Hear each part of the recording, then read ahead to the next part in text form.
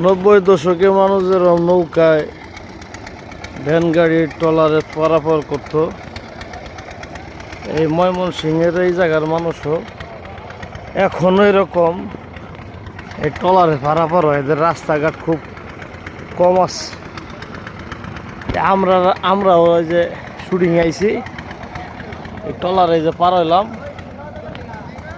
ওই পাশে তাইলাম, আবার এই যে পার হয়ে যাইতাছি উপরে।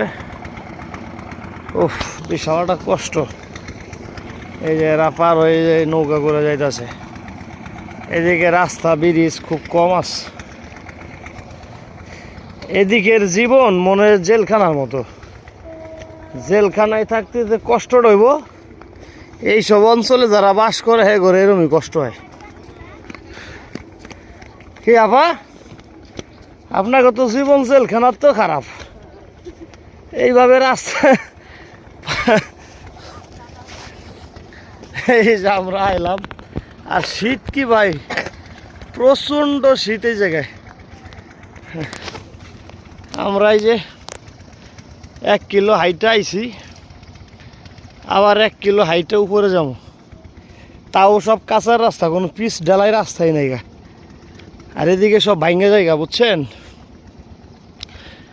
এই ফাহিম ভাই, কি কর তুমি? কি নিতাছ? হ্যালো গাইস, চলো। ওই যে ব্রিজ একটা ভাঙ্গে পড়ে রয়েছে, রাস্তা নাই।